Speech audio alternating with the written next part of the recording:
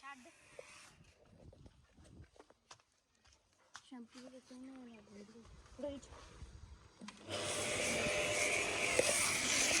ਟੈਂਕੀ ਵੀ ਦਿੱਤੀ